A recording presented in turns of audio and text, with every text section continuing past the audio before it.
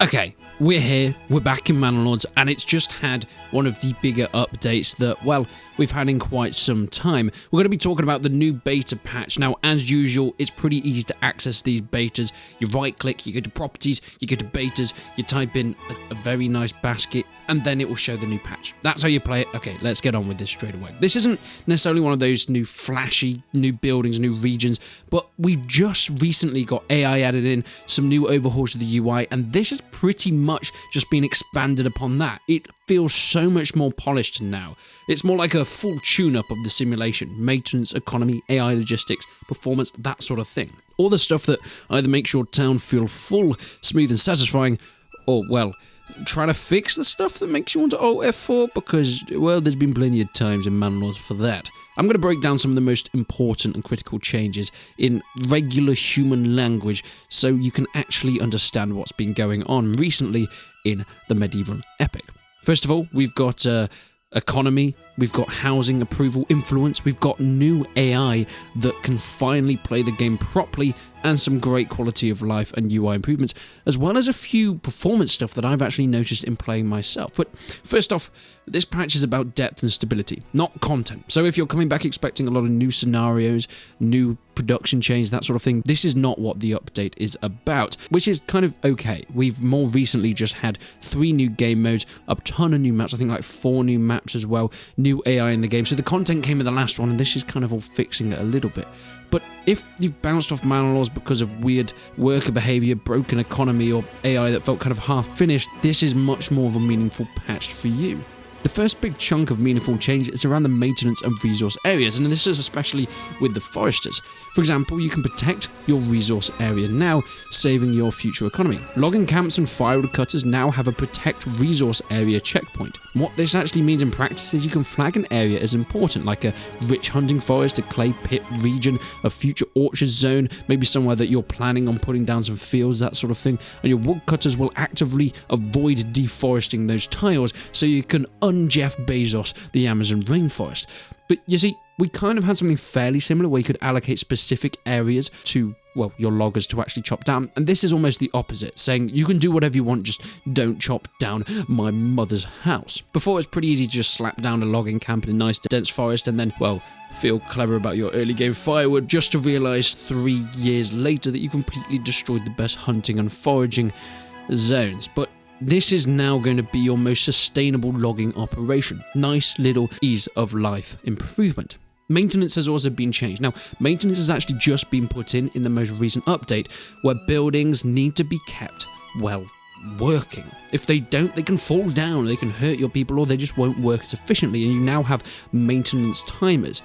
This is now being slightly tweaked. It's changed from a passive time since last maintenance system to a proper durability counter. Before, you could sort of ignore maintenance for a long time and then do it all at once, resetting everything. But now the building actually has a durability value that wears down with time. So you don't just completely game the system by, well, making sure that you fix everything all at once. It actually means there's real upkeep mechanics, something you can actually plan around. On top of that, maintenance failures will injure workers and in some case even cause death. Yes, this is just like working at some dastardly sweatshop, but now in the medieval world. So neglected maintenance isn't just slightly worse stats or efficiency, you might actually start losing population if you refuse to fix that building.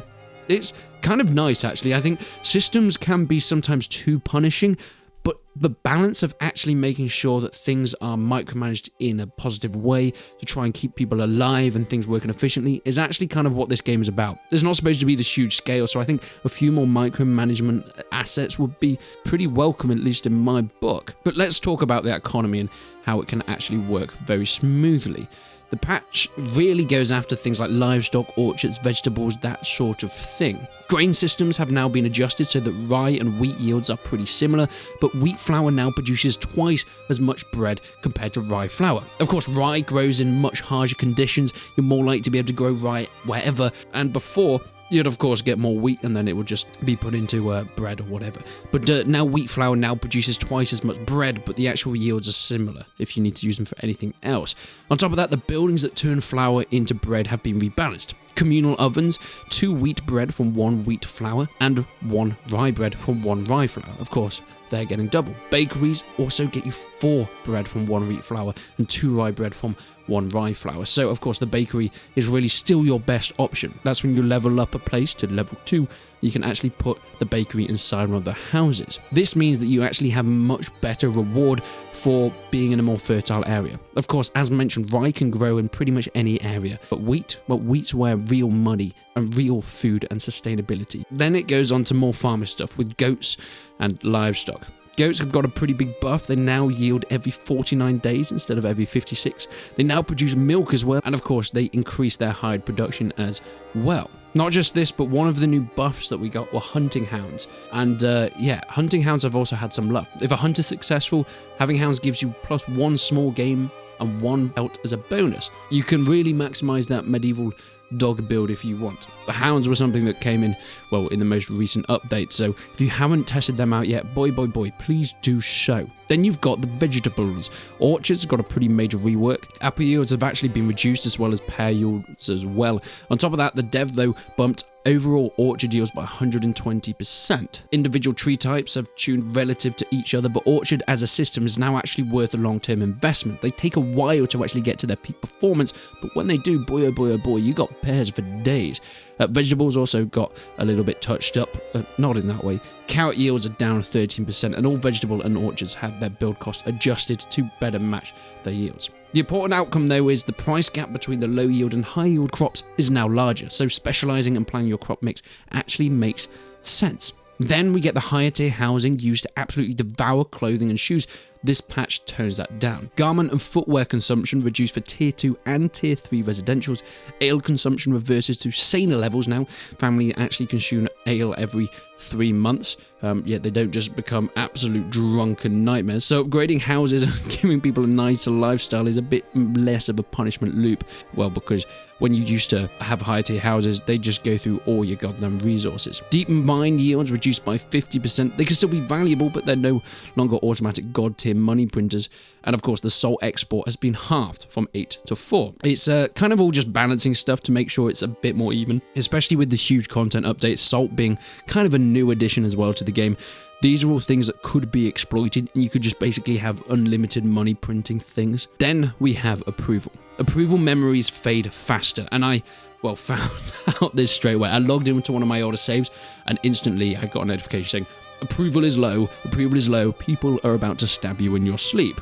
Because previously, your approval memories lasted a full 365 days, meaning that if you did something good, your people would remember for a whole year. Now that's been cut to 90 days. So instead of doing a nice thing once, good and bad things now matter more in the short term and they fade faster, but you get a better reward for it. Of course, admired approval now gives a +10 influence up from a +1, and revered gives a +20 influence up from a +5. This is actually a huge tweak. Approval is now such a big part of the political game, where you have to be able to keep people genuinely happy and keep giving them stuff that continuously makes them happy, not just do something once and just hope it keeps you for a long time. And then the biggest update. Let's talk about the AI. Now, AI was something that was so recently added in, having new towns that would be able to build alongside you. Now, we can't fight with them or do anything with them just yet, but it was kind of cool to see them do their thing. They seemed pretty structured, but all in all, they were bare bones and basic. Now,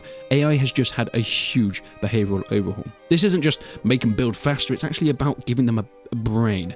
Hopefully not one that's too good, because when it comes to actually fighting them, I'd like them to still be somewhat stupid. But the AI now builds blacksmiths and joiner extensions, even without the perfect rich iron nodes, so they'll do extensions just like you will as well. They'll build bloomeries if it has any iron node in the region or a trading post, meaning that they can actually have full iron productions now and the chain that you'd expect any player to be able to do. They also won't buy backyard extensions like animal pens, veg gardens or orchards unless they can afford the animals or planting costs to use them. Because before they would put in extensions and they just wouldn't use them whatsoever because they then couldn't afford the chickens to want to put support them. It also stopped slapping random artisan workshops onto plots that were meant for gardens. It stopped selling tools unless they can reliably estimate its own need. There was a point where AI would just sell all the tools it has and it just stunt its growth because, well, they then can't make them because they didn't have the proper iron chains in order to do such a thing. And more importantly, the AI now will demolish existing buildings to free up resources if it needs to rebuild critical stuff. Like that first logging camp. Sometimes if that logging camp was destroyed or something happened with it, or maybe they just didn't build it, AI would be stuck because they didn't have the resources. But they can demolish any buildings now in the game in order to get that wood. It kind of makes the game feel a lot less fragile and a bit more human, if you know what I mean, in the least terrifying way, at least so far. But one of the biggest simulation improvements means that the AI now tracks a strategic reserve of goods. It doesn't trade away things that it needs now or maybe even needs later just because the price looks nice at this point in time. And the trading post is even more sensible. AI exports one good per family from the trading post, unless they have access to a horse. And they won't buy major trade routes unless they have at least a second ox and a horse, meaning that they no longer cripple their own village chasing trade routes that they can't support. Yes, they are finally now logical things that will actually be able to play the game. This also makes a big difference when it comes to building up armies, because AI will, well, build better armies, they'll set better limits for hunting and fishing, they'll even disband militia and retinue when there's no threats, and make sure that they are activating them when there are bandits nearby. They also try to exploit the early resources like any player, finding pelts or charcoal, and they'll be able to trade them off even if they don't need them. I think making the AI smarter is, well, not just more punishing, but more fun because of it, but it doesn't really make a difference just yet. I think what most of this is preparing for the future, because we're going to get fighting and trading with the AI very, very soon, and this is just expanding them to make them ready for it. All in all, the UI looks a little bit nicer as well. There's been a few tweaks.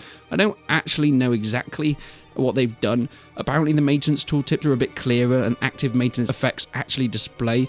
Notification banners pop up when conditions for plot upgrades and extensions are met, and there's a few extra tooltips. I just think it all just feels a little bit more crisper, and the game generally just looks a little bit more crisper than before. I think this is because of some of the optimization that they've done. They've managed to fix some of the VRAM usage, which is absolutely brilliant. So hopefully if you had crashes and things like that, I think for me, crashes have been pretty rare, but a bunch of the hard crashes have been addressed. By the way, you can now load old saves. As far as I'm aware, and you're less likely to have a crash. Don't hold me to that though, because boy oh boy oh boy, I'm gonna get so many comments if that's not 100% right. All in all, I think this is a really cool update. Is it the most flashy in the world? No, 100% not. But it is one of the more useful. It's an update that actually brings us fixes to some of the great content that has just been added in, and I for one am very, very much for this.